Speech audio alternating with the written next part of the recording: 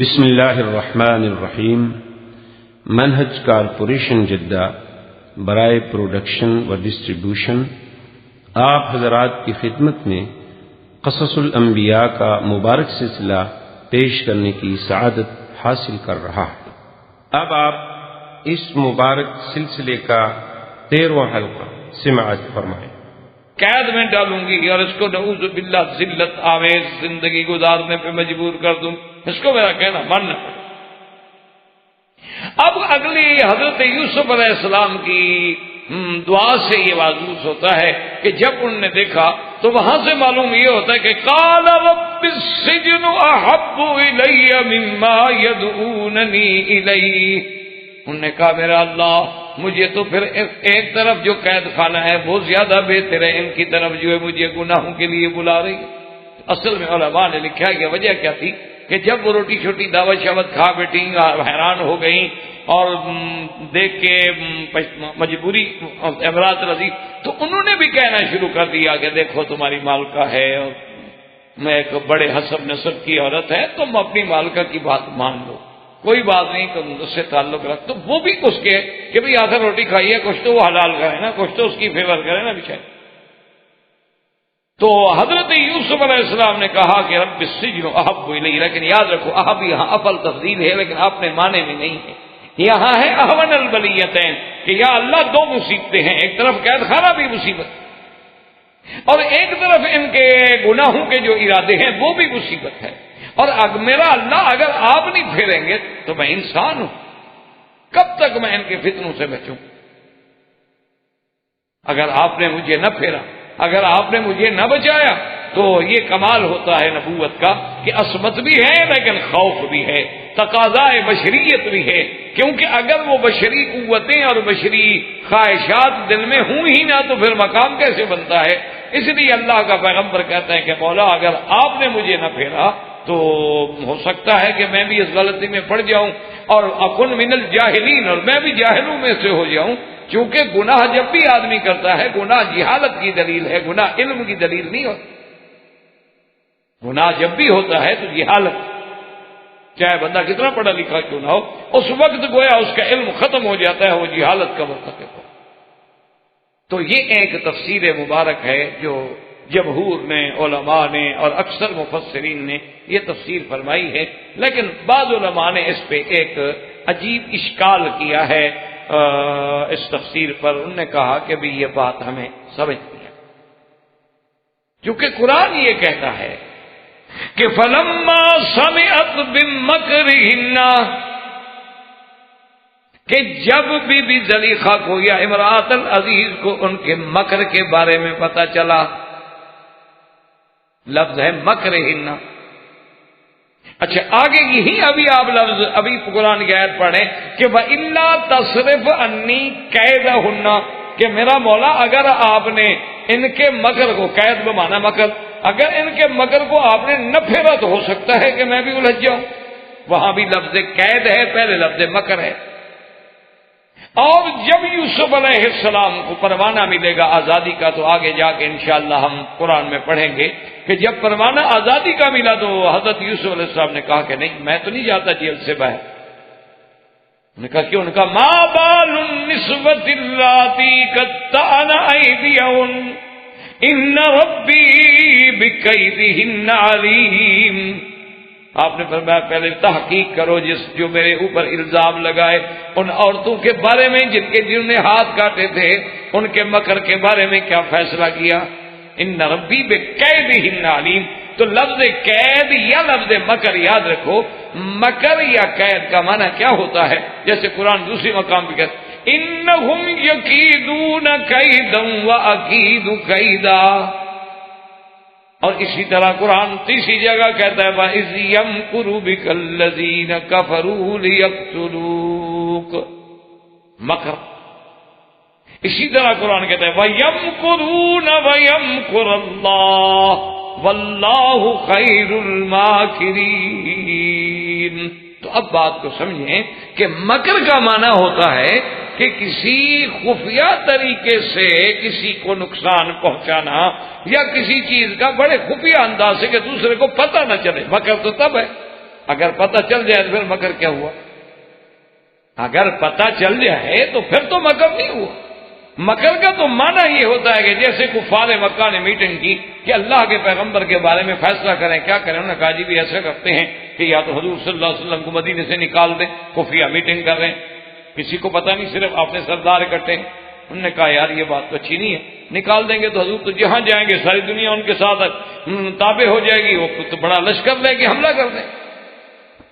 انہوں نے کہا اچھا ایسا کرتے ہیں کہ حضور صلی اللہ علیہ وسلم کو قید کر دیں. کہا جی بات قید کر دو گے تو لوگ آپ کے دیوانے اور پروانے خاموش بیٹھیں گے. انہوں نے کہا اچھا قتل کر دیں. تو اب تجویز ہوئی تھی، یہ سب کچھ خفیہ طریقے سے ہو رہا ہے. انہوں نے کہا ایسا کرو کہ ہر قبیلہ ایک نوجوان دے، مسلح ہو کے آ جائے، حضور صلی اللہ علیہ وسلم کے گھر پہ گھیرا ڈال لے، اور جب آپ تشریف لائیں گے بعد ہم حملہ کر دیں گے، حضور پاک شہید ہو جائیں گے. اور اگر بنو ہاشم نے مطالبہ بھی کیا تو 60 قبیلے سے لڑ تو سکتے نہیں، ہم کہیں گے ٹھیک ہے جی دیت لے لیں، تو کر لو. تو یہ ہوتا ہے مکر، کہ کسی کو خفیہ طریقے سے، کسی خاص خفیہ انداز سے کہ کسی دوسرے کو پتہ نہ چلے. جیسے کہ ایک صحابی رضی اللہ تعالی عنہ، حضور نے فرمایا کہ من یاتینی بخبر القوم، کون ہے جو جا کے دشمن کے لشکر سے خبر لے کے آئے، احوال لے کے آئے. صحابی آئے، انہوں نے کہا حضور میں لے آؤں گا لیکن مجھے اجازت دیں گے آپ؟ انہوں نے فرمایا کس بات کی اجازت؟ اس نے کہا حضور پر خبر ایسے تو نہیں آ سکتی نا، مجھے آپ کے بارے میں تو کچھ باتیں کرنی پڑیں گی ایسی کہ جو وہ سمجھیں گے میں آپ کا مخالف ہوں. تو آپ نے فرمایا ہاں اجازت. بھئی آخر کسی سے حال معلوم کرنا ہے تو اگر میں یہ کہوں گا کہ میں حضور صلی اللہ علیہ وسلم کا عاشق ہوں، وفادار ہوں، مجھے میرے ساتھ کون بات کرے گا؟ حضور نے فرمایا تو یہ ہوتا ہے مکر. اب قرآن میں ہر جگہ لفظ یا مکر کا آیا ہے یا قید کا آیا ہے، یا مکر یا قید میں مکر ہننا، قید ہننا، قید ہننا. تو اگر کوئی آدمی کسی کے حسن و جمال کو دیکھ کر مبہوت ہو جائے، یعنی آدمی ایسے سامنے آئے جمال دیکھ کے حیران ہو جائے اور ہاتھ کاٹ بیٹھے، تو اس میں مکر کون سا ہے بھائی؟ یہ تو آپ یوں کہہ سکتے ہیں کہ بھی مدہوش ہو گئے، یوں آپ کہہ سکتے ہیں کہ جی وہ بے ہوش ہو گئے، یوں آپ کہہ سکتے ہیں کہ جی وہ اس کے جمال میں ایسے کھوئے، ایسے کھو گئے کہ انہیں پتہ نہیں لگا کہ وہ چھری اپنا سیب کاٹ رہی ہے یا ہاتھ کاٹ رہی ہے. تو وہ تو مکر نہیں ہوتا، وہ تو معذوری ہے، مجبوری ہے. یا جیسے کسی خطرناک چیز کو دیکھ کے فطری طور پہ آدمی ڈر جاتا ہے، تو اس میں کیا مکر ہے بھائی؟ موسیٰ علیہ السلام نے اپنے ہاتھ سے عصا ڈالا ہے، لیکن جب وہ سانپ بنا تو موسیٰ علیہ السلام بھاگ پڑے، ڈر گئے. فطرت انسانی ہے، بشری تقاضا ہے کہ آخر سانپ کے آگے کون کھڑا رہے گا، وہ ڈس. اب جناب یہ ہے کہ بات کو سمجھیں، تو اس لیے بعض علماء نے اس تفسیر پہ ایک اشکال پیش کیا. انہوں نے کہا ہمیں یہ بات سمجھ نہیں آتی کہ آدمی کسی کے حسن کو دیکھ کے ہاتھ کاٹ ڈالے اور قرآن کہے کہ یہ مکر ہے. ایک اور دوسری ان کی دلیل سنیں، وہ یہ کہتے ہیں کہ جب ان عورتوں نے ہاتھ کاٹے تو سب نے کیا کہا تھا؟ فَقُلْنَا حَاشَ لِلَّهِ مَا هَذَا بَشَرًا ان ھذا الا ملک کریم. سب نے کہا کہ اللہ کی پناہ، خدا کی پناہ، یہ انسان نہیں، یہ تو فرشتہ ہے، یہ انسان نہیں. تو وہ یہ مطالبہ کرتے ہیں کہ جی پوری لغت عربیہ میں آج تک وہ کہتے ہیں ہمیں کوئی مثال دو، ہمیں کوئی محاورہ دو کہ کسی کے حسن و جمال کو فرشتے سے تشبیہ دی گئی ہو. فرشتے کو پاکی سے تشبیہ تو دی جاتی ہے لیکن جمال سے تشبیہ نہیں دی جاتی. وہ کہتے ہیں کوئی ایک محاورہ تو لے آؤ نا دنیا میں کہ کسی نے یہ کہا ہو کہ فلاں بندہ اتنا خوبصورت ہے جیسے فرشتہ. ہاں یہ تو کہتے ہیں کہ بھائی فلاں بندہ یار بڑا پاک باز ہے، بڑا پاک تینت ہے، بڑا صالح آدمی ہے، یار وہ تو فرشتہ صفت. یعنی فرشتے کو تشبیہ جو ہے سیرت میں تو دی جاتی کیونکہ فرشتے گناہوں سے پاک ہوتے. تو فرشتے کی تشبیہ جو ہے یہ تو ہو سکتا ہے کہ یعنی وہ اتنا پاک انسان ہے یار، اتنا پاک باز بندہ ہے یار، کیا پوچھتے ہو یار، اس کو فرشتہ ہے. تو فرشتے کو تشبیہ جو ہے وہ کسی کی سیرت سے تو ہو سکتی ہے لیکن صورت سے تو کبھی نہیں ہو سکتی، کہ صورت سے کیسے تشبیہ دی گئی کہ انہوں نے کہا کہ ما ھذا بشرا ان ھذا الا ملک کریم، کہ یہ انسان نہیں ہے فرشتہ۔ تو اس لیے یہ اشکال ہوا، انہوں نے کہا کہ بھئی یہ چیزیں جو ہے، ایک تو ان کا یہ کہنا کہ ما ھذا بشرا ان ھذا الا ملک کریم، ایک یہ کہنا، اور ایک ان کا قرآن پاک میں بار بار جو لفظ مبارک آیا ہے فلما سمعت بمکرہن، اور آگے جا کے قرآن کہتا ہے کہ حضرت یوسف نے جب دعا مانگی کہ یا اللہ مہربانی کر الا تصرف عنی کیدہن، اور آگے قرآن جا کے کہتا ہے ما بال النسوۃ اللاتی قطعن ایدیہن ربی بکیدہن علیم، تو ہر جگہ قید اور مکر کا لفظ ہے، تو یہ قید اور مکر کیا ہے کہ آدمی جمال دیکھ کے مبہوت ہو جائے؟ تو انہوں نے کہا کہ دراصل بات یہ ہے کہ فلما سمعت بمکرہن ارسلت الیہن، کہ جب امرات العزیز کو ان کے مکر کے بارے میں پتہ لگا، کیا مانا؟ انہوں نے سنا کہ بعض عورتیں فلاں وزیر کی بیوی، فلاں بڑے آدمی کی بیوی، وہ آپس میں ملازموں نوکرانیوں کے ساتھ، کنیزاؤں کے ساتھ بیٹھتی ہیں تو کہتی ہیں عجیب بات ہے، یہ امرات العزیز تو کچھ، یہ تو انتہائی بے عقل عورت ہے، اس کا تو عقل ہی کوئی نہیں، ایک غلام کو بھی نہیں پھنسا سکی، اس کے مقابلے میں میں ہوتی نا تو میں ایسے چٹکیوں میں یوسف علیہ السلام کو پھنسلا دیں۔ یہ کوئی بات ہے کہ ایک نوجوان ہو اور جوانی ہو، جوش ہو، خون ہو، اور عورت کے مکر سے بچ جائے؟ یہ تو ذریعہ ہی کچھ نہیں، یہ تو ہے ہی بالکل عقل سے فارغ عورت، ایک نوجوان کو نہیں پھنسا سکی، کمال ہے۔ ایسے تو ہم ایک منٹ میں پھانس لیں، اگر ہمارے پاس یوسف ہوتا دیکھتے کہ کیسے بچ کے جاتا ہے۔ تو یہ مکر یہ تھا کہ بھئی وہ نہیں اس کو مکر میں لے آ سکی، وہ چلو کسی دھوکے سے، مکر سے، محبت سے، کسی انداز میں کسی طرح تو یوسف علیہ السلام کو پھانس دیتے، تو کچھ بھی نہیں کر سکی، یہ تو کچھ بھی نہیں ہے۔ اس نے کہا اگر میں ہوتی تو یہ کر دیتی، کوئی بات ہے ہماری نظروں سے، کوئی بچ کے تو دکھائے، بڑے بڑے جو پارسا بنتے ہیں ذرا آئے تو صحیح ہمارے سامنے۔ تو جب یہ باتیں چلنے لگی تو اب امرات العزیز نے ان کو دعوت دی کہ اچھا تمہیں اگر اپنے مکر و غرور پہ بڑا ناز ہے نا تو آگے دیکھ لو، میں نے بھی کوئی ایسا حربہ نہیں جو چھوڑا ہو، لیکن اس پر تو کچھ ہوتا ہی نہیں، آؤ چلو تم بھی دیکھ لو۔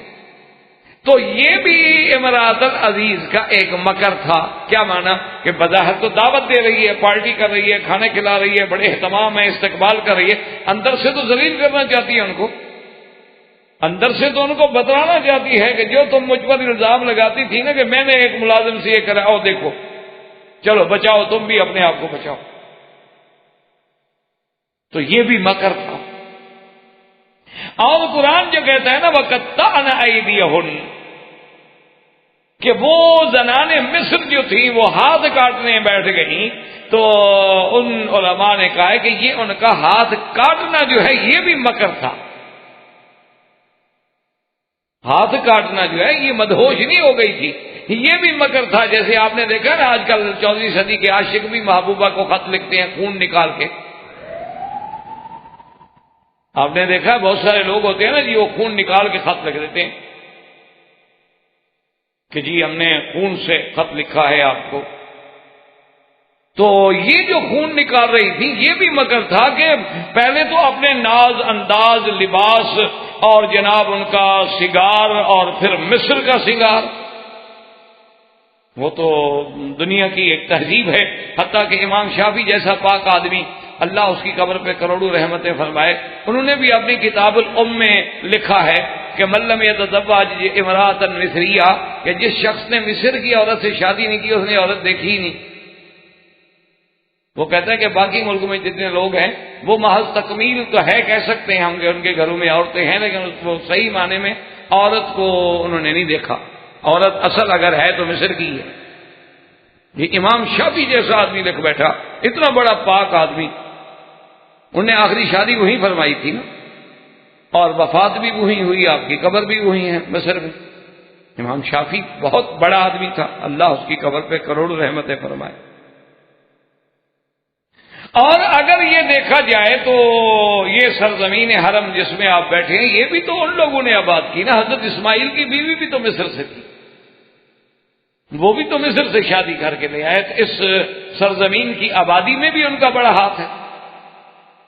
تو بہرحال میرے کہنے کا مقصد یہ ہے کہ پہلے تو جناب انہوں نے اپنے وہ لباس سے اور اپنے ناز و انداز سے یوسف کو پھسلانا چاہا, لیکن جب دیکھا کہ بھی یوسف علیہ السلام تو پتہ نہیں کوئی اور شخصیت ہیں کہ اس کو نہ تو ہمارا حسن مروب کر رہا ہے نہ ہمارے نخرے اور ناز انداز مروب کر رہا ہے, انہوں نے کہا چلو آخری حربہ استعمال کرو. وقطعنا ایدیہن, انگلیوں پہ چھریاں پھیر دی. کہا یوسف اب بھی تم نے اگر ہماری طرف توجہ نہ کی نا ہم خودکشی کر دیں. یہ بھی مکر. اور جب یہ سارا کچھ دیکھنے بعد بھی یوسف علیہ السلام ٹس سے مسنا ہونے کا میرے لیے کل کے مرنے کے بجائے ابھی مر جائے گا, تو اب چیخ پڑی کہ ما ھذا بشرا, یہ بندہ نہیں یہ فرشتہ. یہ اتنا پاک سیرت ہے کہ یہ تو کوئی فرشتہ زمین پہ اترا ہے, انسان ہے ہی. اگر یہ انسان ہوتا تو ہمارے داؤ سے بچ کے نہ جاتا, ہمارے اس مکر سے نہ. یہ آخری حربہ تھا کہ کوئی عورت دیکھے نا جی, سب سے بڑا آدمی کتنا بڑا پڑھا لکھا فلاسفر کیوں نہ ہو جائے, عورت ذرا آنسو بہائے تو بس حضرت گئے. وہ اس کے آنسو کی مار نہیں کھا سکتا تو خون کی مار کہاں کھائے. بڑے سے بڑا آدمی جو ہے نا جی, بڑے سے بڑا دماغ, بڑے سے بڑا فلسفی, بڑے سے بڑا اسکالر, بڑے سے بڑا مفکر, بس تھوڑی دیر میں عورت نے رونا شروع کیا تو حضرت ختم. تو آدمی تو اس کے آنسو نہیں برداشت کر سکتا, وہ بھی جھوٹے. چہ جائے کہ وہ اپنا خون نکال کے باہر ڈال دے تو وہ تو آخری حد تھی مکر کی. جب اس پر بھی اثر نہ ہوا تو انہوں نے کہا کہ ہاں ما ھذا بشرا, یہ انسان ہو ہی نہیں, ان ھذا الا ملک کریم, باقی یہ کوئی فرشتہ, کیونکہ فرشتہ پاک ہوتا ہے, پاک سیرت ہوتا ہے. یہ بندہ تو اتنا پاک سیرت ہے, اس پر تو ہمارا کوئی مکر بھی کارگر نہیں ہوا. اس لیے بعض علماء کرام نے اس کی یہ تفسیر بھی بیان فرمائی ہے, لیکن اکثر علماء مفسرین نے اسی پہلے قول کو ترجیح دیا ہے, اس لیے کہ وہ یہ کہتی ہیں کہ ایک تو روایات میں موجود ہے کہ اوتیا شطر الحسن, اور ایک روایات میں یہ بھی موجود ہے کہ سیدہ عائشہ صدیقہ رضی اللہ تعالی عنہا فرماتی تھی کہ واللہ لو رأینا جمال محمد لقطعنا قلوبہن. بی بی عائشہ فرماتی تھی کہ خدا کی قسم ہے کہ زنان مصر نے یوسف کا جمال دیکھا تھا کہ انگلیوں پہ چھریاں پھیرنے لگی. اللہ کی قسم اگر میرے محبوب محمد مدنی کا جمال دیکھتی تو وہ سیدھا دلوں پہ چھریاں پھیرتے. اس لیے علماء نے تو اسی تفسیر کو راجح قرار دیا ہے, لیکن بہرحال بعض علماء نے اشکال کے بعد یہ دوسری تفسیر بھی پیش کی ہے جو الفاظ قرآن کے ساتھ بہرحال یعنی ایک جوڑ اور ایک ربط رکھتی ہے اپنے اندر. اب حضرت یوسف علیہ السلام نے جب اللہ سے دعا مانگی تو خدا کی قدرت ہے, اللہ نے آپ کی دعا منظور کی. اور ثم بدا لهم من بعد ما رأوا الآيات لَيُسْجِنَنَّهُ حَتَّى حِينٍ. اب عزیز مصر نے سوچا کہ پہلے تو میرے گھر میں بات تھی, اب ہر گھر میں بات پہنچ گئی. پارٹی میں جو عورتیں آئیں تو وہ تو ہاتھ کٹوا کے گئی ہوئی ہیں, تو سب دیکھ رہے ہیں کیا ہوا جی کیا ہوا. اس نے کہا بھی یہ مسئلہ پھیلتا چلا جا رہا ہے, آخر بہرحال وزیر تھا, اس کا ایک بڑا مقام تھا, اور پھر اس کے گھر میں بادشاہ وقت کی بہن تھی. اس نے کہا کہ ایسا کرتے ہیں کہ یوسف علیہ السلام کو جیل میں ہی بھیج. جب یہ جیل میں چلے جائیں گے تو کچھ عرصہ گزرے گا تو خدا کی قدرت ہے کہ آدمی خود بخود اس قصے کو بھول جاتا ہے. جب واقعہ گزرے گا تو زخم بھر جائیں گے, بات رہ جائے گی تو قصہ مک جائے گا, اور اس کے بعد جو ہے جیسے بھی ہوگا پھر آزادی مل جائے گی. لیکن وہ بڑے آدمی تو پھر ایسے ہوتے ہیں نا جی, آپ کو تو جیل میں بھیج دیا پھر بھول گئے. بڑے لوگ تو پھر ایسے ہوتے ہیں. اب حضرت یوسف علیہ السلام جب جیل میں گئے اور تکلیفیں ہوئی تو پھر اللہ سے درخواست کی کہ مولا میں تو مصیبت میں. تو اللہ نے فرمایا کہ جبرائیل یوسف علیہ السلام سے کہو کہ آپ ہی نے تو کہا تھا کہ احب رب السجن واحب الیہ, مجھے قید خانہ زیادہ محبوب ہے ان کی باتوں سے. تم نے خود ہی چنا تھا قید خانہ, تو برداشت کرو.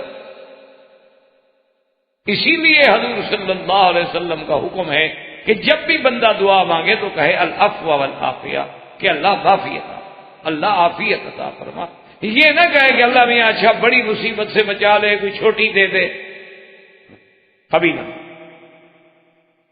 اور اسی طرح ایک حدیث مبارک میں ہے کہ حضور پاک نے دیکھا کہ ایک آدمی دعا مانگ رہا ہے کہ اللہ مجھے صبر کی توفیق عطا فرما، اللہ مجھے صبر کی توفیق عطا فرما. آپ نے بلایا، آپ نے کہا خدا کے بندے صبر تو ہوتا ہی مصیبت پر ہے نا، پہلے مصیبت آئے گی تو صبر کرو گے نا. کیا مانگ رہے ہو اللہ سے؟ کیا مانگ رہے؟ ایک ہے کہ مصیبت آ گئی تو اب صبر مانگو اور صبر کرو بھی.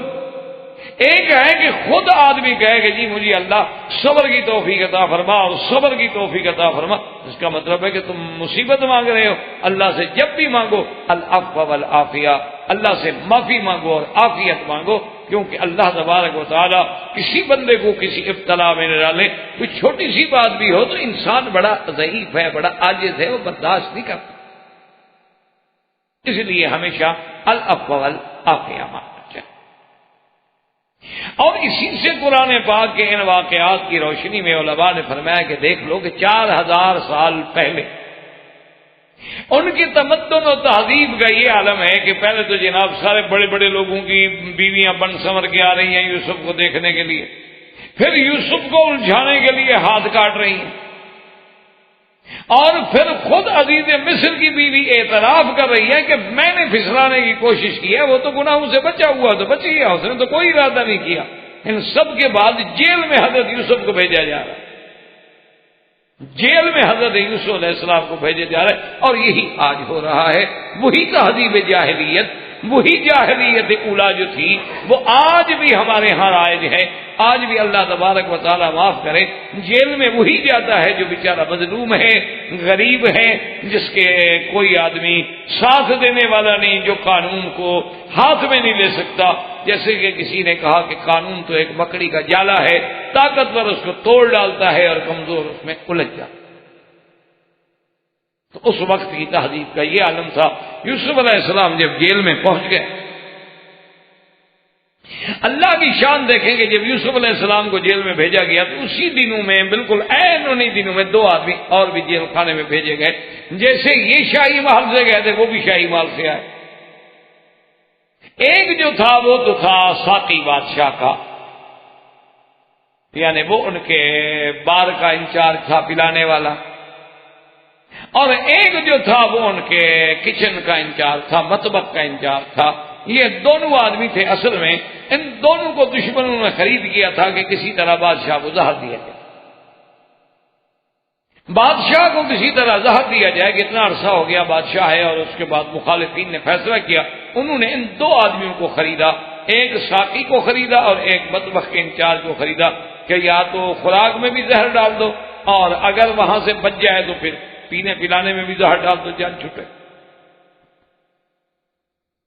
سابقہ کتابوں میں یہ بات ملتی ہے کہ پہلے تو وہ دونوں راضی ہو گئے کہ ہمیں اتنے پیسے دے دو، ہم بادشاہ کو مار دیں گے. بعد میں وہ ساقی جو تھا نا وہ مکر گیا.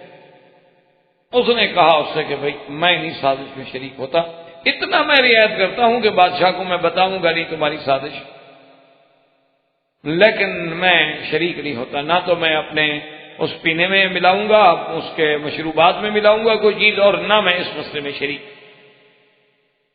انہوں نے کہا ٹھیک ہے یار تم بزدل ہو گیا تو ہو جاؤ، میں نے تو فیصلہ کر دیا، میں تو کروں. لیکن کہتی ہے کہ اس ساقی نے بادشاہ کو کہہ دیا کہ جناب اس طرح سازش ہو چکی ہے اور کھانا میں ہے، مسموم ہے، اس میں زہر. اب بادشاہ کے سامنے جب کھانا لگ گیا تو بادشاہ تھا آخر وہ، اور جناب وہ ساقی بھی آ گیا پانی کے لیے پلانے کے لیے، اور مطبخ کا انچارج جو ہے وہ کھانا لگوا رہا ہے. تو بادشاہ نے حکم دیا کہ بھی ایسا کرو، مطبخ کے انچارج سے کہا کہ بیٹھ جاؤ دسترخوان پہ، اور یہ جو کھانا لگا ہوا ہے تھوڑا تھوڑا پہلے تم کھاؤ. اور ساقی سے کہا کہ جو تم نے پانی اٹھائے ہوئے ان میں سے تھوڑا تھوڑا تم پیو. اس نے تو پی لیا، اس کو تو پتا تھا کہ میں نے کچھ نہیں ملایا. لیکن جب اس سے کہا کہ تم تھوڑا تھوڑا کھاؤ تو اس کو تو پتا ہے کہ اس میں تو اتنا بڑا خطرناک زہر میں نے ملایا ہوا ہے، خیر میں تو گیا. انہوں نے کہا میں نہیں کھاتا. ان کیوں کھاؤ. تو آخر وہ جانوروں کو ڈالا گیا، وہ مر گئے، تو اس کی سازش پکڑی گئی، لیکن بادشاہ نے دونوں کو جیل بھیج دیا۔ بعض علماء کہتے ہیں کہ بھئی زیادتی کے طور پہ، اور بعض علماء یہ کہتے ہیں کہ ٹھیک ہے چلو ساقی اتنے عرصے تک تو سازش میں شریک رہا نا، یہ آخری وقت میں ہو سکتا ہے بزدل بن گیا۔ کبھی آدمی اپنی بزدلی کی وجہ سے بھی گناہوں سے رک جاتا ہے۔ وہ ایک اخبار میں ایک لطیفہ یا پتہ نہیں واقعہ تھا، حقیقت تھی یا لطیفہ تھا، بہرحال اللہ عالم، کہ ایک آئی جی کے سامنے یا ڈی آئی جی صاحب کے سامنے کچھ اے ایس آئی پولیس کے پیش ہوئے، انہیں ترقی دینی تھی، اے ایس آئی کو ایس آئی بنانا تھا، تو پیش ہوئے، تو ایک اے ایس آئی پیش ہوئے تو انہوں نے کہا کہ اچھا بھائی آپ ترقی مانگتے ہیں، کیوں مانگتے؟ آپ کہتے ہیں کہ آپ نے درخواست دی ہے کہ مجھے ترقی دی جائے، کیوں؟ اس نے کہا سر میں اس لیے ترقی مانگتا ہوں کہ اتنی میری سروس ہے، میرا ریکارڈ دیکھ لیں، آج تک میری کوئی شکایت نہیں، میں نے کبھی کسی کو شکایت کا موقع نہیں دیا، میں نے کبھی رشوت نہیں کھائی، ایک پیسہ حرام نہیں کھایا، میں نے کبھی ڈسپلن نہیں توڑا، اور بالکل پولیس رولز کے مطابق میں نے ڈپٹی کی ہے، تو اب مجھے ترقی نہیں دیں گے تو کس کو ترقی دیں گے؟ میں حقدار ہوں۔ تو ڈی آئی جی صاحب نے بڑے غور سے دیکھا، اس نے کہا دو باتیں، ایک بات یہ ہے کہ معلوم یہ ہوتا ہے کہ تم بغیرت ہو، اور دوسری بات یہ ہے کہ تم بزدل۔ اس نے کہا وہ کیسے؟ اس نے کہا یہ کیسے ہو سکتا ہے کہ دنیا کے سارے افسر جو ہیں تم پر راضی رہیں، تمہارے خلاف کسی نے بھی شکایت نہیں لکھی، جو بھی افسر ہے اس نے لکھا ہے کہ بڑے اچھے ریمارکس دیے ہیں کہ بڑا اچھا ہے، بڑا اچھا ہے، بڑا اچھا ہے، تو معلوم یہ ہوتا ہے کہ تم کو بغیرت قسم کے آدمی اپنے افسران کو کی عورتیں شورتیں سپلائی کرتے ہوگے، اس لیے وہ خوش رہتے ہیں، ہمیشہ تمہیں اچھے مارک دیتے رہے۔ یہ کیسے ہو سکتا ہے کہ کوئی بندہ بھی کسی سے ناراض نہ ہو؟ انسان ہے، اس سے اگر 10 افسر گزرے ہیں کوئی تو بگڑ جاتا ہے نا۔ اور دوسری بات میں نے کہا بزدل ہو، تم نے رشوت اس لیے نہیں کھائی کہ شریف آدمی ہو، گناہ سمجھتے ہو، تم اس زہر کو ہضم کرنے کی طاقت نہیں رکھتے، رشوت کھانے کے لیے بھی تو بہادر آدمی چاہیے نا جو اس کو ہضم کر سکے۔ تم کمزور بندے ہو، ڈر کے مارے تم نے نہیں کھائی، اس لیے تمہیں ترقی کے بجائے میں ہیڈ کانسٹیبل بناتا ہوں، ریولٹ کرتا ہوں۔ انہوں نے کہا پولیس میں رہنے کے بعد ایسا آدمی میں نے زندگی میں پہلا دیکھا ہے کہ جس کے کریکٹر رول میں کوئی نوٹ بھی نہ ہو، یہ کوئی بات ہے؟ یہ کیسے ہو سکتا؟ کیونکہ یہ رشوت جو ہے زہر ہے، اس کو ہضم کرنا آسان تھوڑا ہوتا ہے، اس کے لیے بھی بڑے بڑے حوصلوں کی ضرورت ہے۔ تو اس لیے علماء نے لکھا ہے کہ ان سارے حالات کے باوجود بادشاہ نے ان دونوں کو جیل میں بھیج دیا کہ ابھی کچھ ہو جائے، اب تم کمزور پڑ گئے، تم نے ایک راز کھول دیا، پہلے تم شریک کیوں ہوئے؟ تو بہرحال دونوں جیل میں چلے گئے۔ اب جب جناب دونوں جیل میں آئے حضرت یوسف علیہ السلام کی خدمت میں، تو انہوں نے کہا کہ حضرت یوسف علیہ السلام، اب نے دیکھا نا جی، اچھا علماء کہتے ہیں یہ حضرت یوسف کے پاس کیوں آئے؟ تو اس کی ایک وجہ تو علماء نے یہ بیان کی ہے کہ ایک ہی سیل تھا نا جی، تھے تو شاہی خاندان سے قیدی بن کے آنے والے، تو ان کو ایک ہی جگہ رکھا گیا، باہر کے ایک ہو تو آپس میں ملیں گے اور کہا جائے۔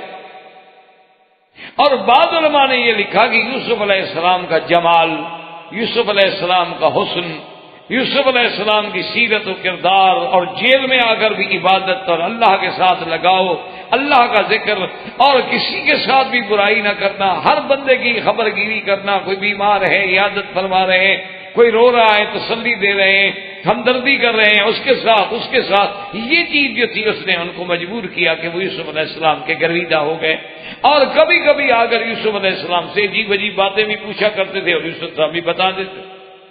تو اب آئے، انہوں نے کہا جی ہم نے خواب دیکھا۔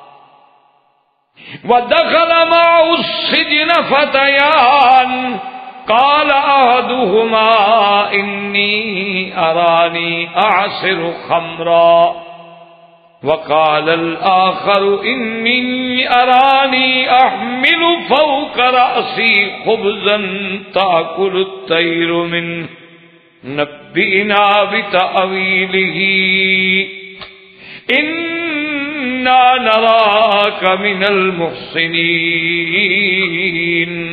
دو نوجوان آئے، انہوں نے کہا کہ یوسف علیہ السلام ہم نے خواب دیکھا ہے۔ ایک نے کہا کہ انی ارانی اعصر خمرا، اعصر اسار کہتے ہیں نچوڑنا، کسی چیز کو نچوڑنا۔ اب شراب تو نہیں نچوڑا جاتا نا، نچوڑا تو انگوروں کو جائے گا، اس سے شراب نکلے گا، تو جب معال شراب ہے تو اس لیے کہا میں شراب نچوڑتا ہوں۔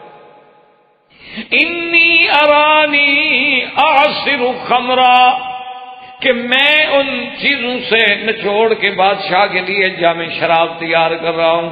وقال الآخر، اور دوسرے نے کہا انی ارانی احمل فوق راسی خبزا، کہ میں نے سر پہ روٹی اٹھائی ہوئی ہے، کھانا لگایا ہوا ہے، اور تاکل الطیر منہ، پرندے جو ہیں وہ اڑ اڑ کے اس کھانے کو کھا رہے ہیں.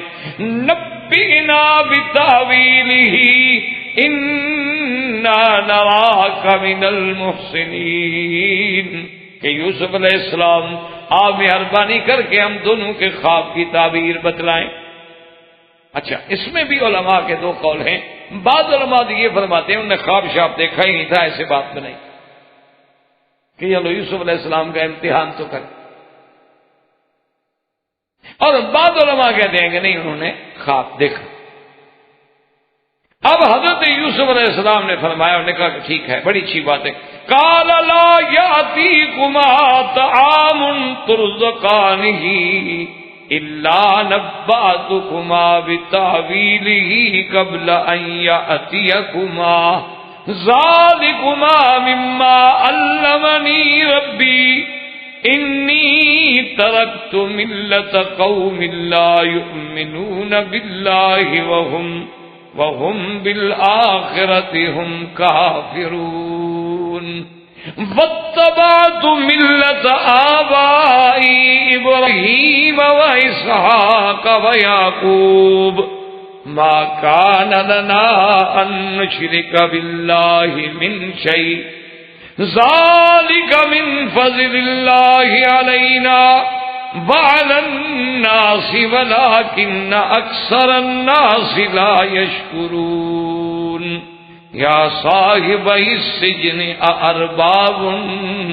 متفرقون خير أم الله الواحد القهار. اب دیکھیں شان پیغمبری کہ موقع ملا تو فوراً اپنی توحید کی دعوت پہ کہ اب یہ بندے آئے ہوئے ہیں، خواب دیکھ کے تعبیر لینا چاہتے ہیں، مجھے موقع مل گیا. انہوں نے کہا دیکھو پہلے بھی تو میں تم کو تمہارے توام آنے سے پہلے بتلا دیا کرتا تھا کہ کیا آئے گا، کیا ہوگا، کیا ملے گا، کیا ساری چیزیں. اللہ نے مجھے یہ علم عطا فرمایا ہے، اور میں نے وہ ملت ہی چھوڑ دی، وہ قوم چھوڑ دی، وہ جماعت چھوڑ دی ان کا اللہ کی توحید پہ ایمان نہیں.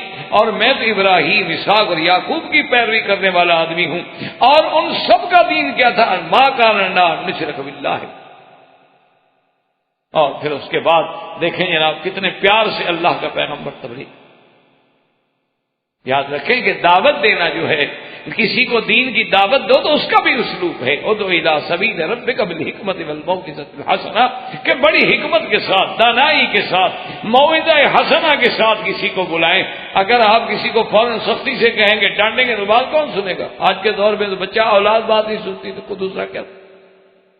دیکھیں کتنا پیارا خطاب کہ یا صاحب السجن، اے میرے قید خانے کے ساتھی، ارباب متفرقون خیر ام اللہ الواحد القہار. اچھا تم یہ مجھے بتاؤ کہ ڈھیر سارے رب بنا لینے، یہ بھی رب، یہ بھی رب، یہ بھی رب، یہ بھی دیوی، یہ بھی دیوتا، یہ بھی دیوتا، ہر شہر میں دیوی الگ ہے، دیوتے الگ ہیں، یہ اتنے سارے خدا بنا لینے، اتنے سارے رب بنا لینے، بہتر ہے کہ ایک کو رب ماننا بہتر ہے عقل کا. یہ کیا بات ہوئی کہ ہر گلی میں رب؟ یہ کیا بات ہوئی کہ ہر شہر میں رب کھڑا ہے، دیوی کھڑی ہے، دیوتا کھڑا کہ ایک خدا. اور یا فرمایا کہ یہ بھی یاد رکھو کہ جن کو تم نے رب بنایا ہوا ہے، ما تعبدون من دونہ الا اسماء سمیتموها انتم وآباؤکم ما انزل اللہ بها من سلطان ان الحکم الا للہ امر اللہ تعبدوا الا ایاہ ذالک الدین القیم ولکن اکثر الناس لا یعلمون. اور فرمایا کہ جن کو تم نے خدا بنایا ہوا ہے یہ تو تم نے نام رکھے ہوئے ہیں. کسی کا نام لات ہے، منات ہے، عزا ہے، حبل ہے، کسی کو داتا کہتے ہو، کسی کو مشکل کشا، کسی کو حاجت روا، کسی کو غریب نواز، کسی کو دینے والا، کسی کو لینے والا، کسی کو انداتا. یہ سب تم نے نام رکھے ہوئے ہیں. اللہ نے تو حکم نہیں دیا. اللہ نے فرمایا کہ ان کو تم کہو داتا کو. اللہ نے تمہیں حکم دیا ایک مشکل کشا بلا. سب تمہارے رکھے ہوئے نام ہیں. جیسے پہلے بت پرستوں نے نام رکھے تھے، آج بھی اللہ کو چھوڑ کے غیروں کی عبادت کرنے والوں نے بھی نام بنائے ہوئے کہ جی یہ فلاں مشکل اگر پڑ جائے تو فلاں بزرگ کے پاس جاؤ، یہ فلاں مصیبت پڑ جائے تو پھر فلاں کے پاس جاؤ. یعنی بزرگوں نے بھی آگے باقاعدہ، جیسے آپ ڈاکٹروں نے تقسیم کیا ہوا ہے نا کہ یہ گلے کا ڈاکٹر ہے، پیٹ کا، پیروں نے بھی تقسیم کی.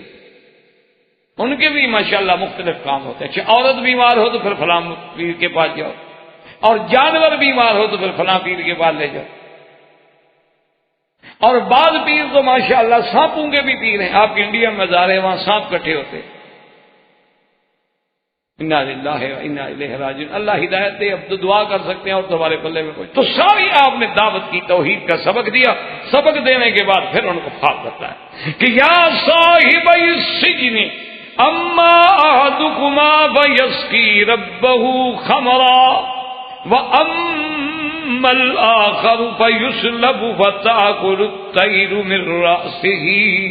اب پیغمبر کی شان دیکھو کہ نام نہیں لیا، بات فرمائی. کہنے کہ ہاں تم دونوں میں سے ایک آدمی جو ہے نا وہ تو پھر اپنے عہدے پہ واپس بحال ہو جائے گا، اور وہ تو اپنے بادشاہ کو جا کے پھر وہ شراب وراب بھی پلائے گا اور سب ٹھیک ہو جائے گا. باقی رہ گیا نا دوسرا جو ہے عمل آخر، یہ نہیں کہ تم کیوں کسی کو کیا تکلیف پہنچائے. بات کرنے کا بھی تو اندازہ ہو. وہ عمل آخر، وہ اور جو ہے نا فیسلب، اس کو پھانسی دی جائے، اس کو پھانسی. فتأکل الطیر من رأسہ، اور جب وہ مر جائے گا پھینک دیں گے تو اس کے دماغ کو، اس کے سر کو، بھیجے کو جو ہے پرندے آ کے چھیڑیں گے اور کھائیں گے. اس کے لیے پھانسی ہے، اور ایک جو ہے وہ چلا جائے گا. اچھا بعض علماء کہتے ہیں نا کہ جب آپ نے یہ تعبیر سنائی نا تو وہ جس نے کہا تھا نا کہ میں نے دیکھا ہے کہ کھانا ہے میرے سر پہ اور روٹی ہے اور پردے، اور اس نے کہا جی میں نے تو خواب دیکھا ہی نہیں تھا، آپ نے تو جھوٹ بولا تھا حضرت، آپ تعبیر دے رہے.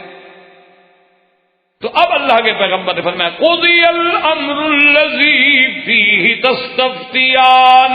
آپ نے فرمایا جھوٹ بولا یا سچ کہا، اللہ کی تقدیر کا فیصلہ ہو گیا جو تم نے پوچھا. نبی کے ساتھ اگر جھوٹ بولتے ہو پھر بھی تمہاری جھوٹ کی سزا یہ ہے کہ فیصلہ جو میں نے تعبیر کی ہے یہ ہے. اور اگر تم نے باقی خواب دیکھا ہے تو پھر جو تعبیر ہو گئی وہ واقع ہو جائے گی، بات ختم ہو جائے گی. اس لیے آپ نے ہمیں قضی الامر، اب تو اللہ کی تقدیر کا بھی فیصلہ ہو. جو تم نے پوچھا تھا اور میں نے بتایا ہے وہ فیصلہ ہو. اور یہ سارا کچھ کرنے کے بعد وقال للذی ظن انہ ناج منہ اذکرنی عند ربک فانساہ الشیطان ذکر ربہ فلبث فی السجن بضع سنین. اور جن کے بارے میں آپ نے خواب میں تعبیر میں یہ بتایا تھا کہ تم اپنے عہدے پہ بحال ہو جاؤ گے، آپ نے فرمایا دیکھو تم اپنے عہدے پہ جا رہے ہو، کم از کم اب تم نے جا کے پھر ساقی گری کرنی ہے اور بادشاہ کی محفل میں جا کے تم نے پلانا ہے. تمہارا قرب تو حاصل ہو گیا، برات بھی تمہاری ہو گئی، اور بادشاہ خود تمہیں اسی وظیفے پہ بلا رہے ہیں. تو اب ایک میرا کام بھی کرنا کہ کم از کم بادشاہ سے یہ تو کہنا کہ تمہارے ملک میں یہی انصاف ہے کہ جنہوں نے چھیڑا، جنہوں نے مکر کیا، جنہوں نے بہلایا پھسلایا وہ تو گھروں میں عیش کریں، اور جو گناہوں سے بچا، جنہوں نے تمہارے شاہی گھرم کی عزت کی حفاظت کی، اس کو بے گناہ جیل میں ڈال دیا. کوئی عقل کی بات. تو کم از کم ان کو اپنے اس زمانے میں ایک بات یاد رکھیں. ویسے بھی رب کا معنی جو بطور لغت کے ہوتا ہے پالنے والا، تو اس وقت اس کا اطلاق جو ہے کسی سردار پہ، بادشاہ پہ، عام لوگوں پہ بھی ہوتا تھا. جیسے اب بھی مثلا کبھی کبھی محاورات میں آتا ہے کہ بھی یہ عورت کیا کام کرتی ہے، تو آگے لکھتے ہیں ربۃ البیت، یہ گھر کی تربیت کی، یعنی نوکری نہیں کرتی، یا لکھ دیتے ہیں دکتورہ ہے یا فلاں ہے یا فلاں ہے. اگر وہ بیچاری کوئی کام نہیں کرتی کہیں گے ربۃ البیت، یہ گھر کی گھر کی مربیہ ہے تو اس کو بھی اچھا اسی طرح کہتے ہیں رب الدار، یہ اس حویلی کا مالک ہے، لیکن اب حضور نے حکم دے دیا کہ کسی غلام کو یہ نہ کہا کرو عبدی، کیونکہ سب اللہ کے بندے، اور اسی طرح جو ہے کوئی آدمی اپنے مالک کو یہ نہ کہے ربی، بلکہ اس کو اپنا نام لے کے پکارے، کیونکہ سب اللہ کے بندے ہیں اور کوئی کسی کا رب نہیں ہے۔ لیکن اس دور میں اس لفظ کا اطلاق جائز تھا۔ اچھا خدا کی شان ہے جب انساہ الشیطان ذکر ہو، وہ چھوٹ کے آ گیا، شیطان نے اس کے دل و دماغ سے یہ بات ہی نکالی۔ اچھا ویسے بھی اللہ معاف فرمائے جب آدمی کا کام ہو جائے تو کون یاد کرے، وہ تو چھوٹ گیا، عہدہ بھی مل گیا، اقتدار بھی مل گیا، بادشاہ کی محفل میں بھی آ گیا۔ اچھا پھر کام بھی کھانے پلانے والا، کام بھی ڈپٹی بھی ایسی دینت پلانے کے بعد ویسے اچھے ہوش والے بھی بے ہوش ہو جاتے ہیں، یہ کیا یاد رکھتا بدبخت، کام بھی ایسا تھا نا۔ فَأَنْسَاهُ الشَّيْطَانُ ذِكْرَ رَبِّهِ، اور بعض علماء کہتے ہیں کہ اس کا ضمیر یوسف کی طرف راجع ہے کہ یوسف علیہ السلام اپنے خدا کو بھول بیٹھے اور اس کو پیغام دے بیٹھے۔ بعض علماء یہ کہتے ہیں کہ بھئی یوسف علیہ، کیوں یہ بھی شیطان نے وسوسہ ڈالا کہ بھئی وہ ایسی بات کر بیٹھے، ورنہ جب اللہ نے کنویں سے نکالا تو مالک نے، اور تمہیں بچایا تو مالک نے۔ اسی لیے ایک آدمی آیا نا جی، تو وہ کہنے لگا حضرت یوسف علیہ السلام سے، کہتے ہیں وہاں کا جو جیلر تھا نا جی، وہ حضرت یوسف سے اتنا متاثر ہوا کہ آگے کہنے لگا، کہتے یوسف مجھے تو آپ سے محبت ہو گیا، خدا کے لیے میرے ساتھ محبت نہیں کرنا۔ یوسف علیہ انہوں نے کہا حضرت کیا بات؟ انہوں نے کہا واللہ ہے میرے دل میں آپ کی اتنی محبت ہے، اتنی عقیدت ہے کہ میرے بس میں ہو تو میں تو ابھی آپ کو جیل سے نکال دوں، لیکن میں جیلر ہوں، میں نکال تو نہیں سکتا، البتہ یہاں جتنی سہولتیں آپ کو دے سکتا ہوں نا وہ آپ کو ملیں گی، لیکن آپ محبت سے کیوں؟ آپ نے فرمایا پہلے میری خالہ نے مجھ سے محبت کی تو مجھ پہ چوری کا الزام لگایا گیا، پھر اس کے بعد جناب میرے بھائیوں نے آ کے ابے کے سامنے محبت کا اظہار کیا تو جا کے مجھے جناب کنویں میں ڈالا، پھر ایک امراۃ العزیز تھی، اس نے بھی مجھ سے محبت کی، جس نے جیل بھجوا دیا، تم اور محبت کر کے مجھے کہاں پہنچانا چاہتے ہو؟ انہوں نے فرمایا مجھے تو محبت راس ہی نہیں آئی کسی کی، میرے ساتھ جس نے محبت کی ہے میں محبت کا ڈسا ہوا تو ہوں، اور میں نے کیا جرم کیا ہے؟ تو اس لیے بعض علماء کہتے ہیں کہ فَأَنْسَاهُ کا ضمیر جو ہے حضرت یوسف علیہ السلام کی طرف راجع ہے، لیکن اکثر علماء کہتے ہیں اسی کی طرف راجع ہے کہ وہ جب چھوٹ کے گیا اس کے دل و دماغ سے وہ بات نکل گئی، اور اس کا نتیجہ یہ نکلا کہ حضرت یوسف علیہ السلام جو ہے ان کو لبث فی السجن بضع سنین، کئی سال جو ہے وہ جیل میں رہنا پڑا۔ اللہ تبارک و تعالیٰ کو منظور ہے انشاءاللہ زندگی باقی تو بات باقی۔ وآخر دعوانا الحمدللہ رب العالمین۔ برادران اسلام، واجب الاحترام دوستو، بھائیو، عزیز نوجوانوں، الحمدللہ دروس قصص الانبیاء علیہم السلام کے ضمن میں ہم سیدنا یوسف علیہ السلام کے قصے کو پڑھ رہے تھے، اور سیدنا یوسف علیہ السلام کا قصہ مبارک جس کو خود اللہ نے احسن القصص قرار دیا ہے، اور جس میں بہت بڑے عبر ہیں، بہت بڑے مواعظ ہیں، بہت بڑے حکم ہیں۔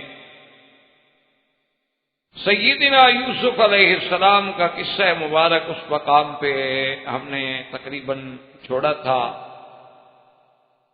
کہ جب یوسف علیہ السلام کے بارے میں زنان مصر نے مختلف باتیں کی تو ان کو عزیز مصر کی بیوی نے دعوت پہ بلایا، اور پھر یوسف علیہ السلام کو جب انہوں نے دیکھا تو اپنے ہاتھ کاٹ گئے۔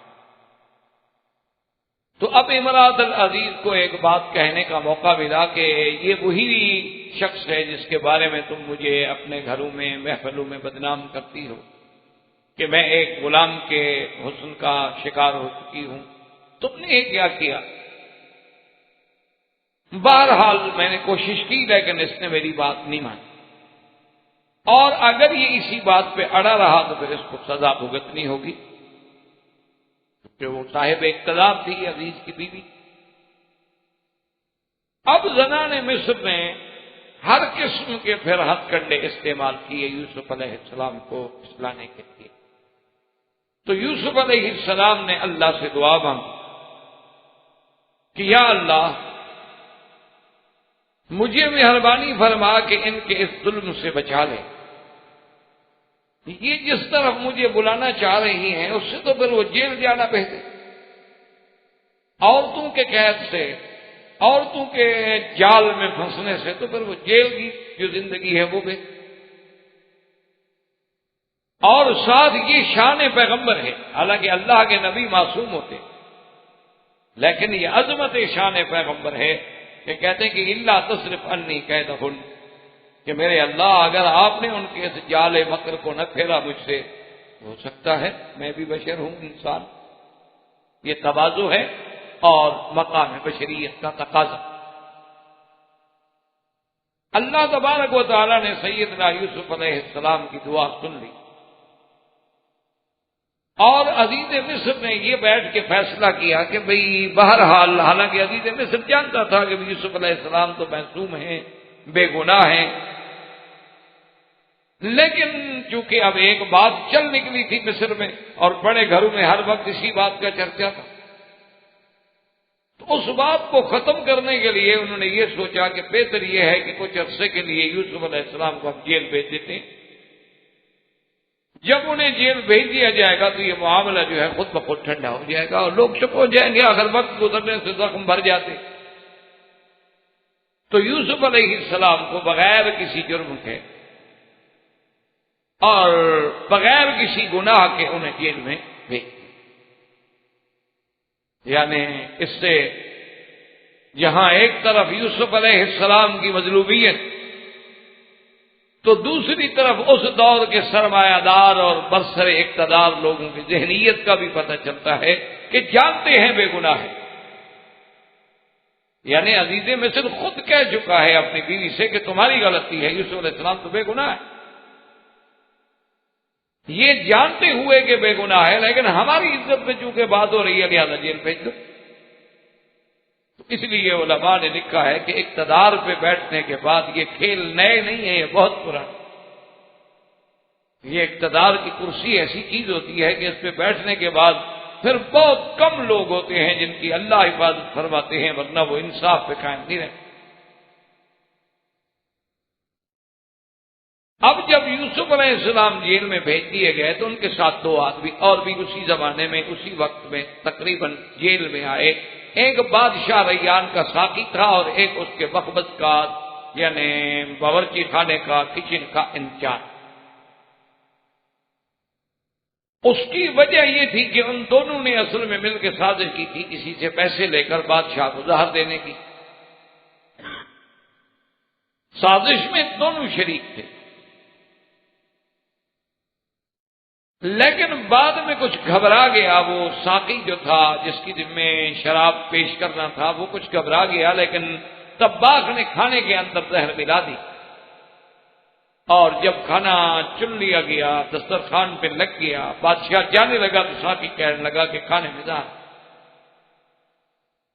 وہ ڈر گیا، گھبرا گیا اور اس سازش پر وہ قائم نہ رہ سکا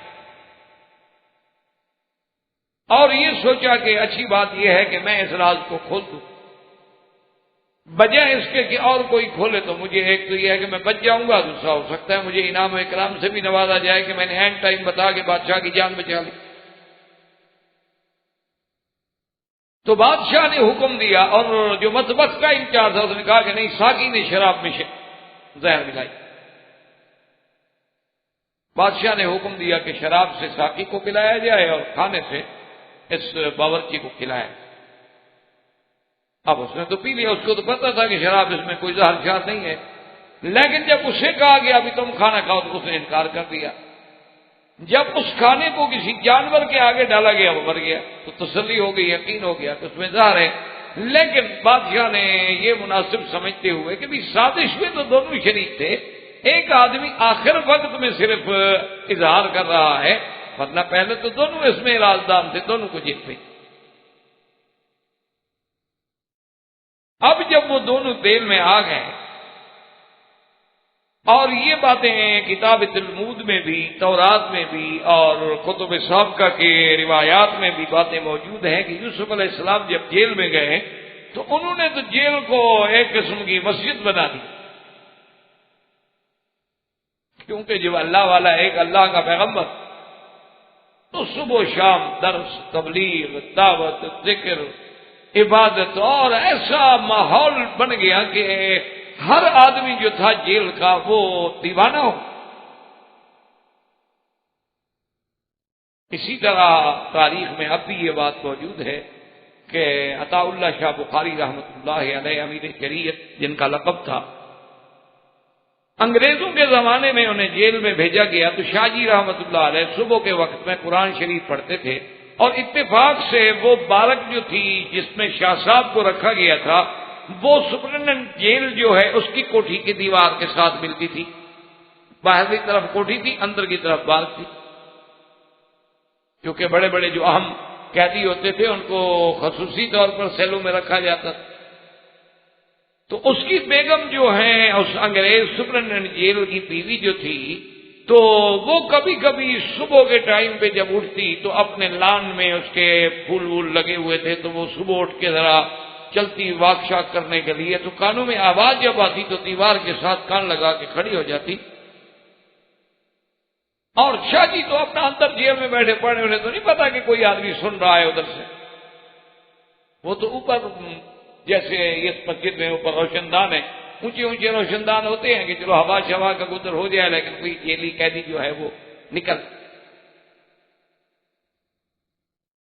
تو آخر سپرنٹینڈنٹ جیل کو پتہ چلا تو اس نے باقاعدہ اپنے حکام کو، اپنے حکام بالا کو لکھا کہ اس قیدی کو میری جیل سے نکالا جائے، اگر یہ چند دن یہاں رہا تو میری بیوی مسلمان ہوگی۔ تو آخر اللہ والوں کے اثرات تو کہ وہ ان کو جہاں بھی خدا رکھتا ہے ان نے کام تو دین کا کرنا ہے۔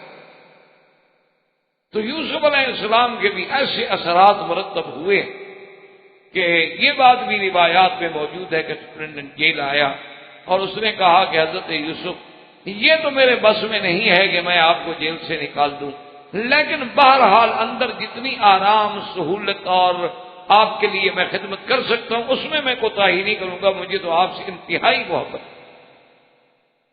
تو یوسف علیہ السلام نے فوراً گھبرا کے فرمایا، انہوں نے کہا بھائی تم میری خدمت کرو نہ کرو لیکن مجھ سے محبت نہ کرنا۔ تو وہ بیچارہ گھبرا گیا، اس نے کہا عجیب بات، فرمایا پہلے میری جو خالہ تھی نا ان کے نے میری پرورش کی تھی، وہ بھی مجھ سے محبت کرتی اور وہ چاہتی تھی کہ میں ان کے پاس رہوں، باپ کے گھر میں نہ ہوں، تو پھر بھی مجھ پر چوری کا الزام لگا کہ جناب یہ کپڑا چرا کے یوسف علیہ السلام چلے گئے ہیں تاکہ وہ اس الزام میں پکڑ کے مجھے اپنے پاس لے جائیں۔ پھر میرے باپ نے محبت کی تو میرے بھائی مجھے قتل کرنے کے لیے کنویں میں پھینک گئے۔ اس کے بعد امراۃ العزیز، عزیز کی بیوی نے مجھ سے محبت کی، آج جیل میں بیٹھا ہوں، پھر تم محبت کر کے مجھے کہاں پہنچانا چاہتے ہو؟ مجھے تو محبت راس ہی نہیں آتی، خدا کریے محبت نہ کر رہا مجھ سے۔ تو اب سیدنا یوسف علیہ السلام کی دیانت، ثقافت، عبادت دیکھ کے وہ دونوں قیدی جو ہیں وہ آئے حضرت یوسف علیہ السلام کی خدمت میں، انہوں نے کہا کہ ہم نے ایک خواب دیکھا، آپ مہربانی کر کے ہمیں خواب کی تعبیر۔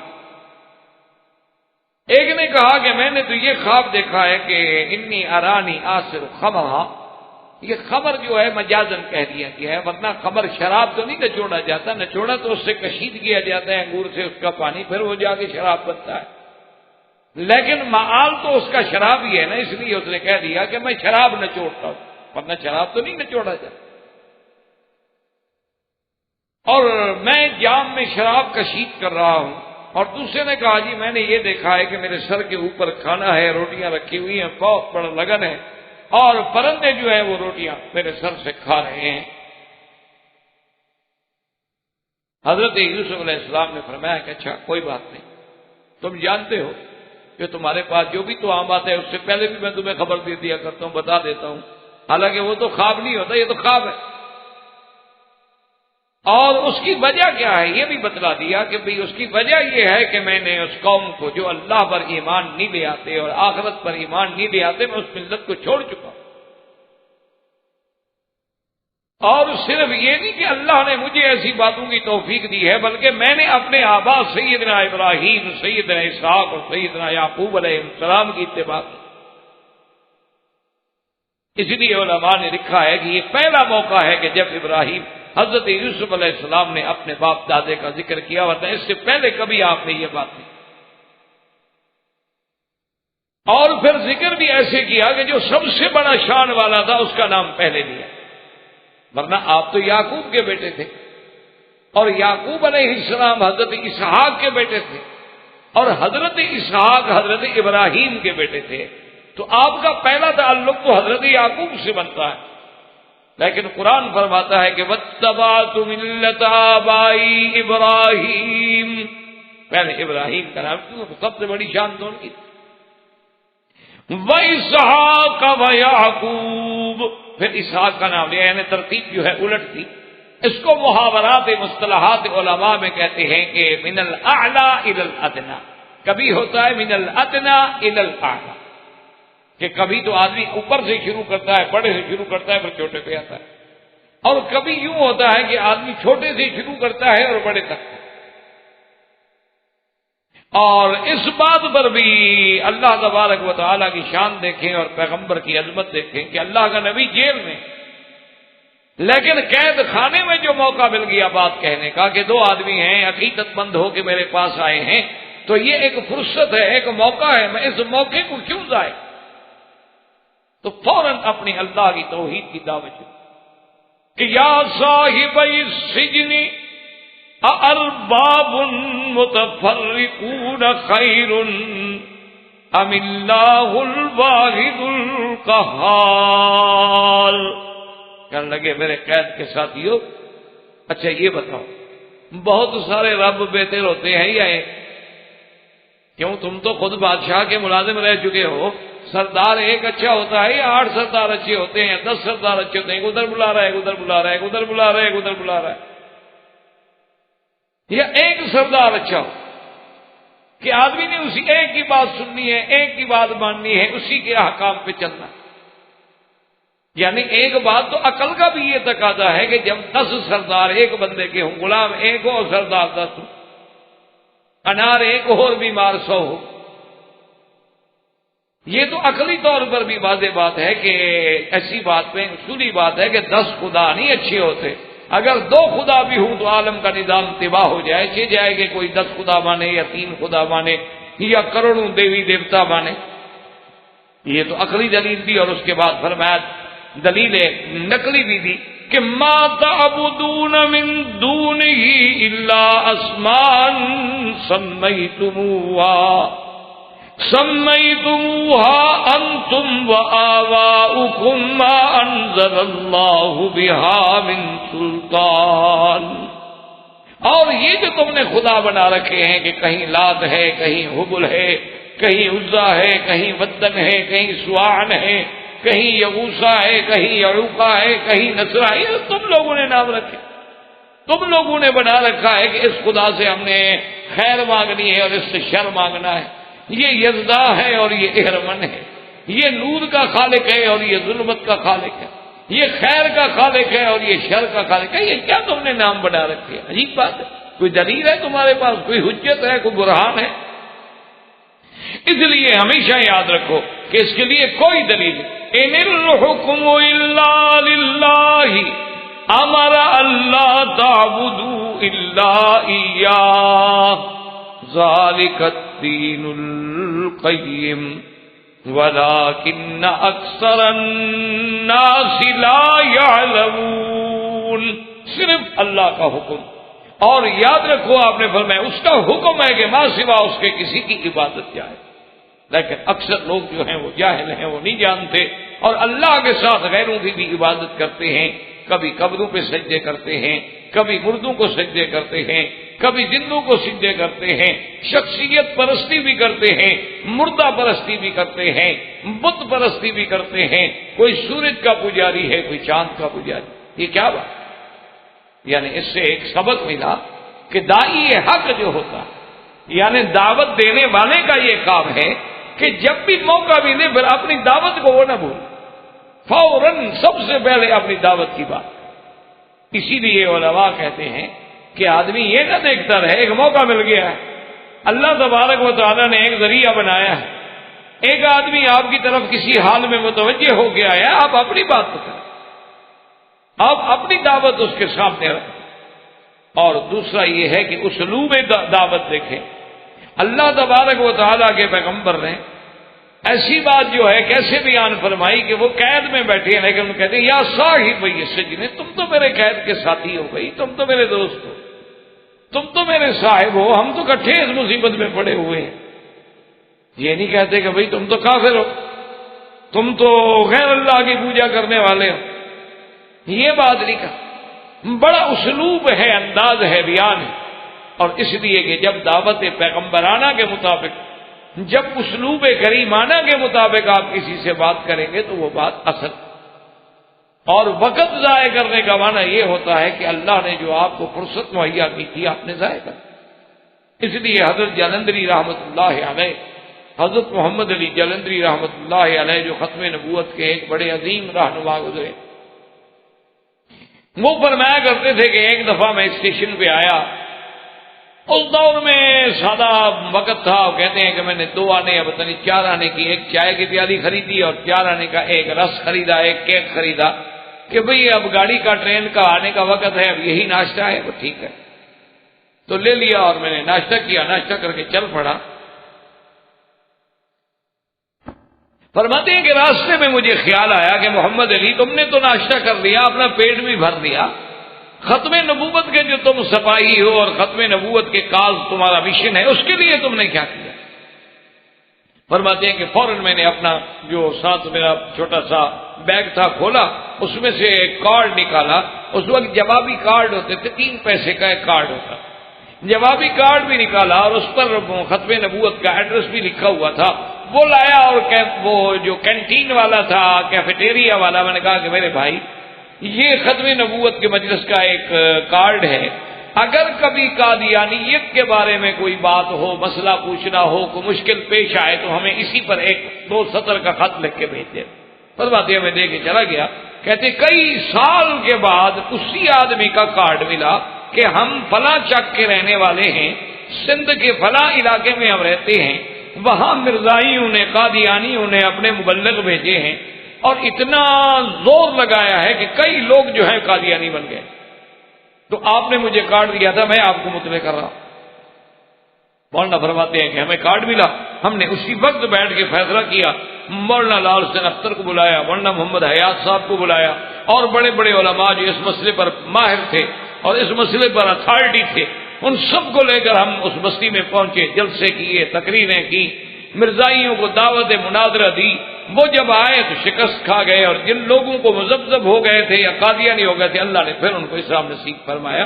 تو فرماتے ہیں کہ اگر وہ میں چھوٹی سی غلطی کرتا کہ اگر وہ کارڈ نہ دیتا تو اس بیچارے کو کیا پتا میں نے کس کو کہا، لیکن میں نے اس وقت کو ضائع نہیں کیا، اپنی جماعت کا، اپنے منشور کا پیغام میں نے پہنچا دیا، اللہ نے اس کو ذریعہ بنایا کہ کتنے لوگوں کا ایمان بچ گیا۔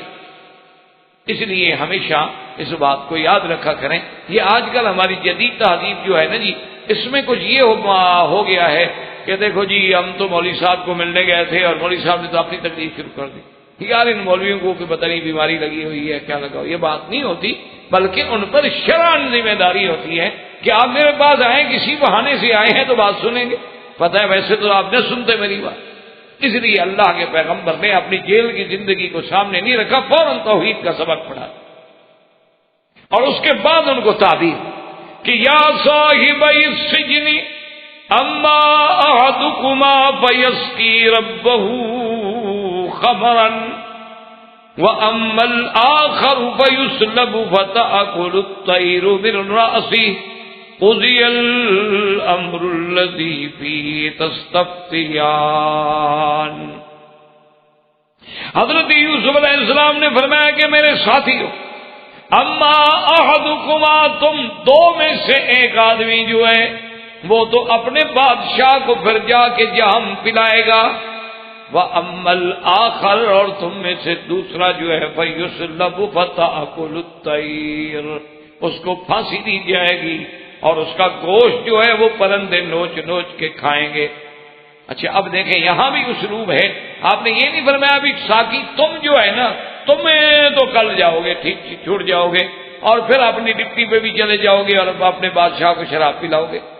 باقا یعنی اما احدکما تم دو میں سے ایک، تاکہ براہ راست کسی کو یہ کہنا کہ تم پھانسی چڑھ جاؤ گے، تمہارے مرنے کا وقت قریب آ گیا ہے اور تمہارا انجام بڑا برا ہونے والا ہے، بھیانک ہونے والا ہے۔ تو یہ اسلوب کے خلاف تھا، یہ شان کرم کے خلاف تھا، اس لیے ایک بات کی وہ بات واضح تھی کہ بھئی آخر شراب تو اسی نے پلانا ہے جو ساقی تھا، اور جب دوسرے کے سر کے اوپر سے پرندے کھا رہے ہیں تو صاف بات ہے کہ اس کا معنی یہ ہے کہ پھانسی چڑھے گا اور اس کے گوشت کو نوچا جائے گا، لیکن آپ نے کسی کا نام نہیں لیا بلکہ فرمایا اما الآخر فیسلب۔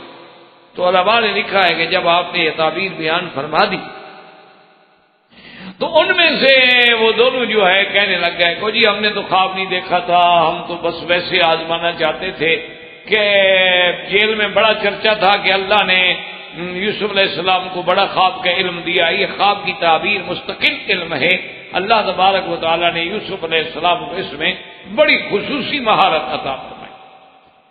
آپ نے فرمایا دیکھو تم نے خواب دیکھا تھا یا نہیں دیکھا تھا، ایک نبی کے سامنے آ کے اس کو بطور خواب کے کہنا اور تعبیر لینا، اور میں نے تعبیر اب قضی الامر، اب اللہ کی تقدیر کا وہی فیصلہ ہو گیا جیسے تم نے پوچھا اور میں نے جواب۔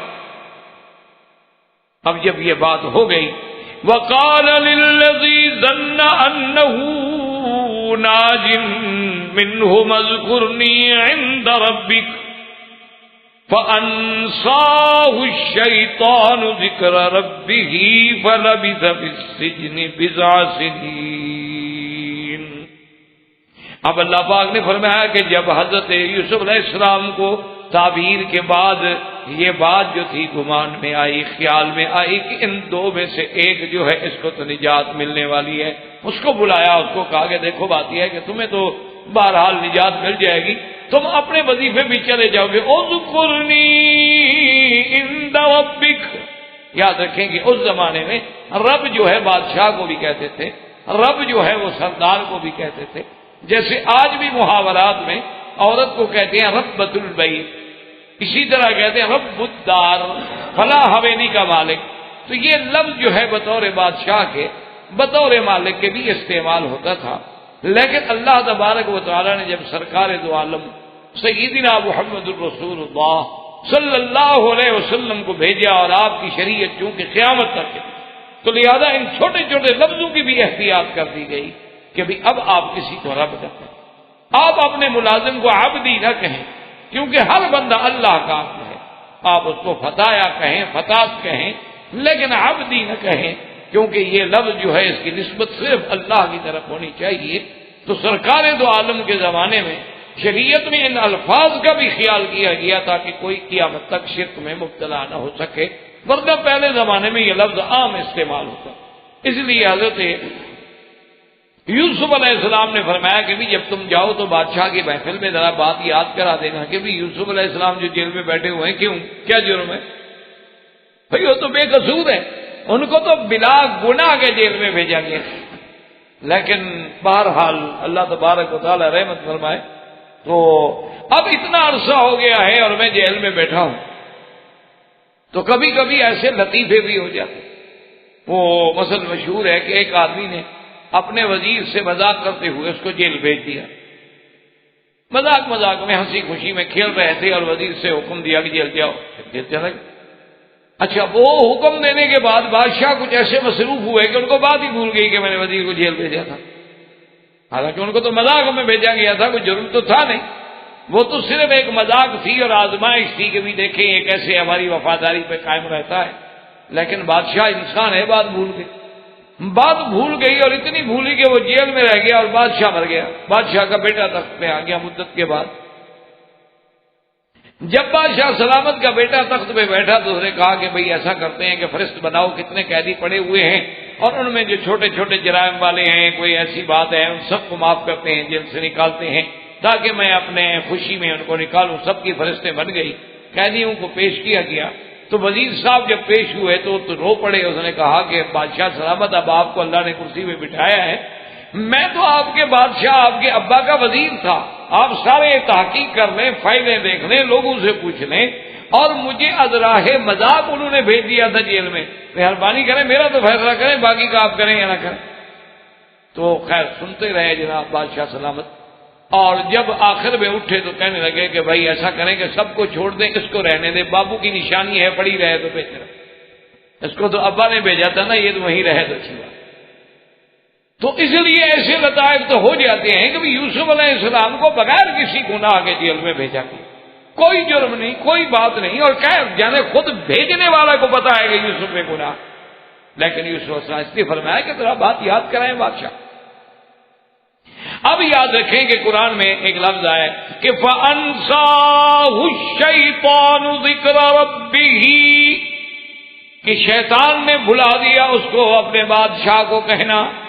اس میں دو قول. بعض علماء فرماتے ہیں کہ انساہو ضمیر اسی کی طرف راجع ہے جس کو حضرت یوسف نے فرمایا تھا نا کہ یاد کرانا، اس کو بھول گئی بات. اور بات کہتے نہیں فَأَنْسَاهُ الشَّيْطَانُ ذِكْرَ رَبِّهِ، حضرت یوسف علیہ السلام کو بھلا دیا کہ حضرت یوسف علیہ السلام بھول گئے کہ میں خدا کو چھوڑ کے کیسے کسی کو پیغام دے رہا. تو بعض علماء نے اس کا یہ ترجمہ بھی کیا ہے، لیکن بہرحال اس سے پہلا قول زیادہ صحیح ہے کہ اللہ کے پیغمبر کی پیغمبر بھی انسان ہوتے ہیں. لیکن اگر دوسرا ترجمہ ممکن ہے تو ہم کوئی ایسی بات پیغمبر کی طرف کیوں نسبت کریں جو آپ کے شان کے مطابق نہ، حتیٰ کہ اس لیے حدیث مبارک میں آتا ہے کہ اسی وجہ سے بہرحال حضرت یوسف پر بھی ابتلا آ گیا، حضرت یوسف پر بھی امتحان آ گیا. اس لیے حضور پاک صلی اللہ علیہ وسلم کی ایک حدیث مبارک ہے، آپ نے فرمایا کہ اگر یوسف کسی غیر کو پیغام نہ دیتے تو اتنی دیر پھر آپ کو جیل میں نہ رہنا پڑتا. لیکن اللہ کو یہ بھی گوارا نہ ہوا کہ آپ نے کیوں کسی کو پیغام دیا.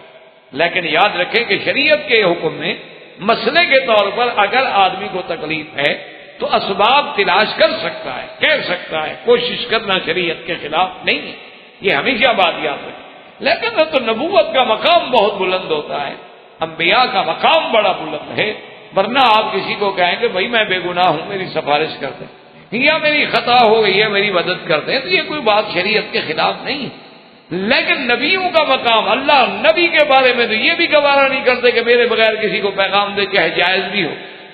اس لیے اللہ کی شان یہ ہے کہ وہ ساقی جناب جب اپنی ڈپٹی پہ آیا، جب وہ پھر بحال ہوا اور پھر اس کو اپنا مرتبہ و مقام ملا، تو پھر جب کرسی ملتی ہے اور عزت ملتی ہے تو پھر کون یاد رہتا ہے پرانے قید کے قصے، کس کو یاد رہتے. وہ تو جناب بات ہی بھول گیا کہ مجھے یوسف علیہ السلام نے کیا کہا. اور اس وجہ سے فَلَبِثَ فِي السِّجْنِ بِضْعَ سِنِينَ، بضع کا معنی ہوتا ہے 3 سے لے کر 9 تک.